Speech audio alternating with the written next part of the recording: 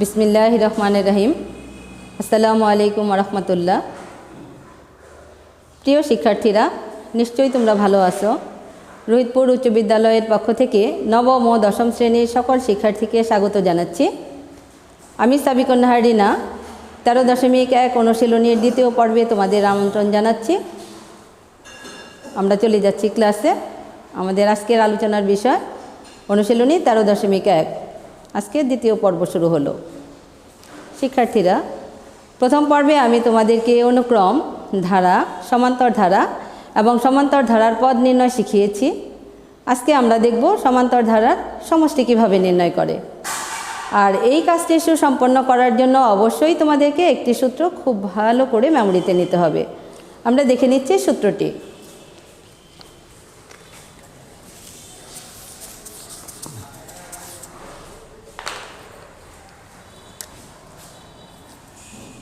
n তম পদের সমষ্টি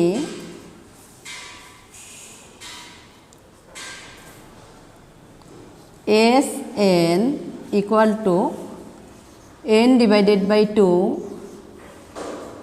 2a plus n minus 1 into d। শিক্ষার্থীগণ, আমরা একটু দেখছি এখানে Sn অর্থাৎ n হচ্ছে পদসংখ্যা।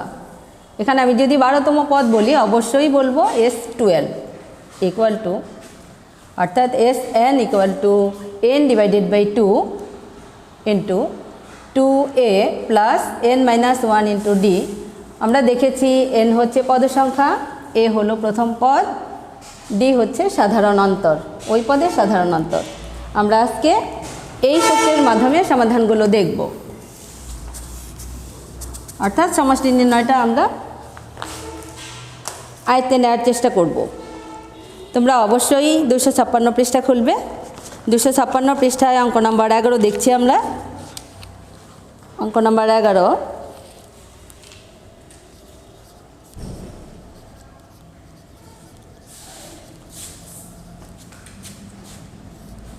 অঙ্ক নাম্বার 11 দেখার পর আমরা জানলাম যে এটা একটা সমান্তর ধারা এবং এই ধারাটির প্রত্যেকটা পদের অন্তর সমান, কাজেই সমান্তর ধারা। কাজেই এই ধারাটির যেহেতু সমষ্টি নির্ণয় করতে বলেছে, কাজেই আমরা সমষ্টি নির্ণয় করতে যাচ্ছি। দেওয়া আছে 5 প্লাস 11 প্লাস 17 প্লাস 23 প্লাস 59 এটা দেওয়া আছে এবং আমাদেরকে বলেছে ইকুয়াল টু হোয়াট, অর্থাৎ এর সমষ্টি কত। নিরীক্ষণের মাধ্যমে সিদ্ধান্তে পৌঁছলাম এটি একটি সমান্তর ধারা। লিখব প্রদত্ত সমান্তর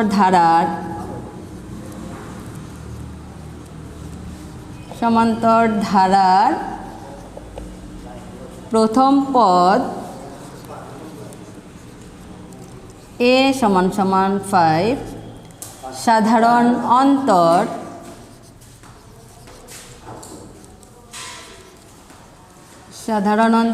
d সমান সমান যে কোনো পদ বিয়োগ আগের পদ, কাজে 11 মাইনাস 5 ইকুয়াল টু 6। এই যে 59 সংখ্যাটি, এই সংখ্যাটির পদ সংখ্যা কত সেটা আমাদের কাছে অজানা। যদিও সমষ্টি নির্ণয় করব, তারপরেও পদ সংখ্যাটা আগে বের করে সেই পদের সমষ্টি নির্ণয় করতে হবে। কাজেই আমি ধরে নিচ্ছি, মনে করি n তম পদ 59। কাজেই লিখতে পারছি অতএব a plus n minus 1 into d equal to 59। সমাধান করছি, বা a পরিবর্তন করে 5 প্লাস n অনুপস্থিত, কাজেই n থাকবে, d এর মান 6 ইকুয়াল টু 59, বা এই স্থানটা 6 দ্বারা গুণ বোঝাচ্ছে, কাজেই গুণ করে নিচ্ছি। 6n প্লাসে মাইনাসে মাইনাস 6, 1 দ্বারা গুণ করলে হবে 6 ইকুয়াল টু 59, বা 6n 6 থেকে 5 চলে গেলে -1 ইকুয়াল টু 59, বা 6n ইকুয়াল টু 59-এর কাছে প্লাস হয়ে 1 গিয়েছে, কাজেই 6n ইকুয়াল টু 60, অতএব n ইকুয়াল টু 60-কে 6 দ্বারা ভাগ করলে হবে 10, অর্থাৎ 59তম রাশিটি 10তম পদ। এখন অবশ্যই আমরা 10তম পদের সমষ্টি নির্ণয় করব। আমরা সরাসরি লিখতে পারি যে 10তম পদের সমষ্টি সমান সমান, আমি বোর্ডটা মুছে ফেলছি জায়গার স্বল্পতার কারণে।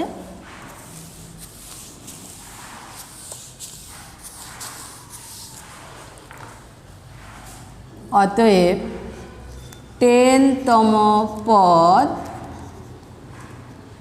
S10 সমান সমান, অবশ্যই সূত্রের n চেঞ্জ হয়ে 10 হয়ে যাবে, ছিল n/2 হবে 10/2 প্লাস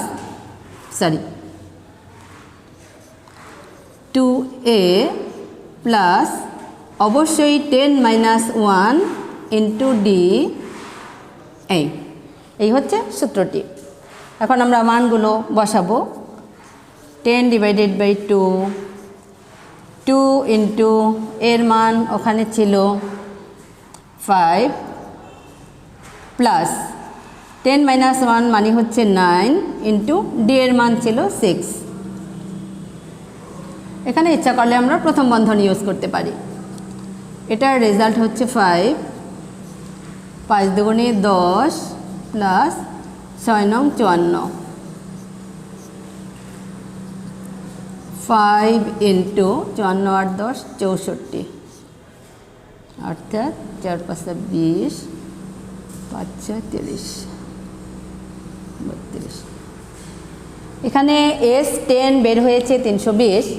এটাই আমার কাছে জিজ্ঞাসা ছিল যে এই ধারাটির সমষ্টি কত।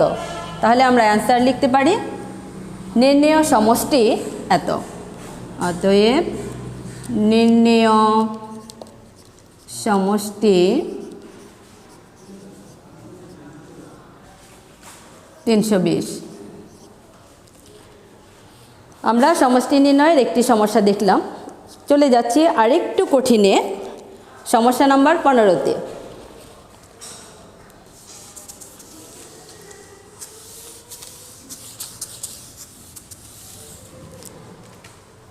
সমস্যা নাম্বার 15,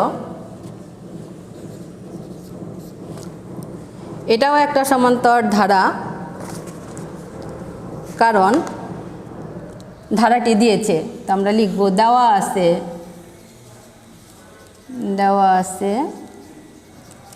কি দেওয়া আছে 9 + 7 + 5 প্লাস ডট দিয়ে এখানে কত আছে আমরা জানি না, শেষ পদটা কত জানি না, কিন্তু এই পদের সমষ্টিটা হচ্ছে -144। জাস্ট অঙ্কটা একটু বুঝে নিলে এরকম কিন্তু দাঁড়ায়, যেখানে শেষ পদ কত সেটা আমাদের জানা নাই। আর এই অঙ্কটির যে জিজ্ঞাসা, আমাদের কাছে যে প্রশ্ন, সেটা হচ্ছে n এর মান কত। আমরা এই নিয়মটি দেখছি। নিঃসন্দেহে এটা একটা সমান্তর ধারা। লিখব প্রদত্ত সমান্তর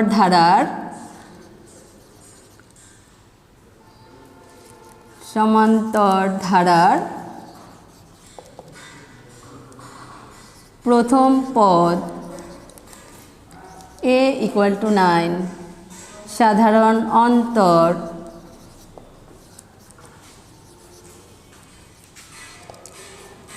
d = যে কোনো পদ মাইনাস পরের পদ, 7 মাইনাস পূর্বের পদ, যে কোনো পদ মাইনাস পূর্বের পদ। এখানে যেহেতু 9 বড়, কাজেই 9 থেকে 7 চলে গেলে থাকবে -2 প্রিয় শিক্ষার্থীরা, এখানে মাইনাসটা অবশ্যই মনে করে দিতে হবে। আচ্ছা, এখন এখানে এই যে পদ সেটি যেহেতু অনুপস্থিত, তাহলে এখানে আমরা লিখব যে আমরা জানি n পদের সমষ্টি সমান সমান, আমরা জানি n তম পদের সমষ্টি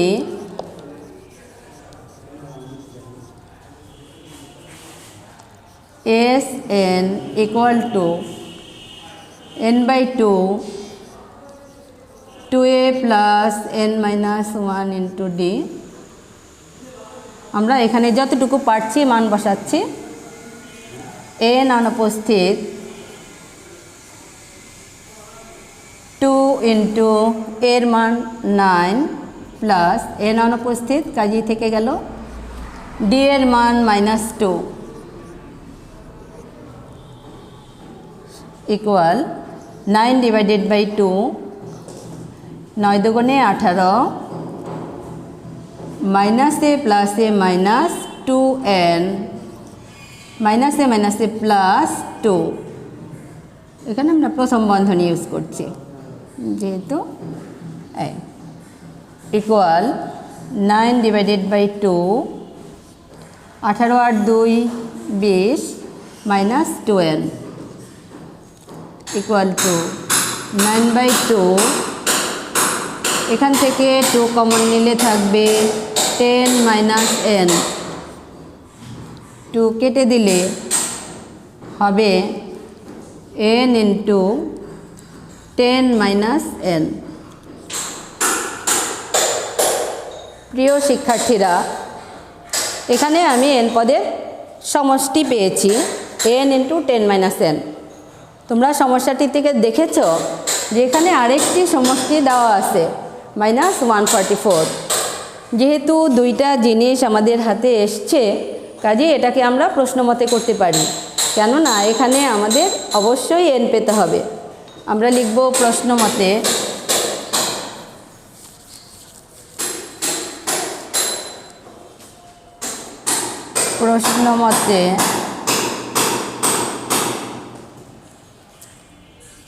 n into 10 minus n equal to -144, বা গুণ করলে হবে 10n minus n square, plus করে নিয়ে আসলাম 144কে ইকুয়াল টু 0। n পাওয়ার জন্য পক্ষান্তর হোক, মিডল ফ্যাক্ট হোক, যা কিছু করা প্রয়োজন সেটা করব। তাহলে মাইনাস n স্কোয়ার আগে নিয়ে আসলাম, plus 10n plus 144 equal to 0, বা মাইনাসকে কাটার জন্য অবশ্যই উভয় পক্ষকে -1 দ্বারা গুণ করব, হবে n square minus 10n minus 144 equal to 0। এই রাশিটিকে মিডল টার্ম করলে হবে 18 এবং 8, বা তাহলে n square minus 18n plus 8n minus 144 equal to 0।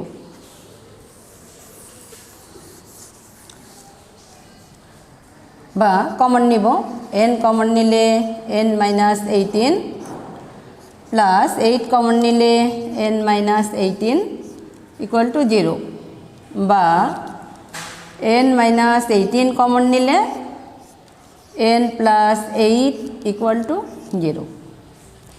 প্রিয় শিক্ষার্থীরা, অবশ্যই তোমরা এই রূপের সঙ্গে পরিচিত আছো।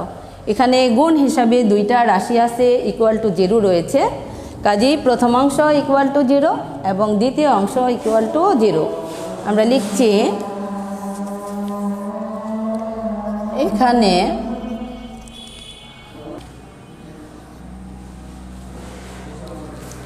n মাইনাস 18 ইকুয়াল টু 0, কাজেই n ইকুয়াল টু 18। এখানে আমরা হয় লিখতে পারি, অথবা n প্লাস 8 ইকুয়াল টু 0, অতএব n ইকুয়াল টু -8। প্রিয় শিক্ষার্থীরা, খুব বেশি মনোযোগ দিয়ে দেখার একটি বিষয় হচ্ছে -8 n এর মান, এবং সেটা কিন্তু ঋণাত্মক বের হয়েছে। পদ সংখ্যা যদি ঋণাত্মক হয় অর্থাৎ নাই থাকে, তাহলে আমরা ধারা তৈরি করব কিভাবে? কাজেই এই মানটা কোনো অবস্থাতেই গ্রহণযোগ্য নয়। কাজেই আমরা এখানে লিখব যা গ্রহণযোগ্য নয়, গ্রহণযোগ্য নয়, কারণ পদ সংখ্যা ঋণাত্মক হতে পারে না, ঋণাত্মক হতে পারে না, শর্ট নোট লিখলাম। তাহলে দাঁড়ালো যে n এর গ্রহণযোগ্য মান 18, অতএব n = 18। যেহেতু n এর মান বের করতে বলেছে, সেই জন্য আমরা বলবো নির্ণেয় মান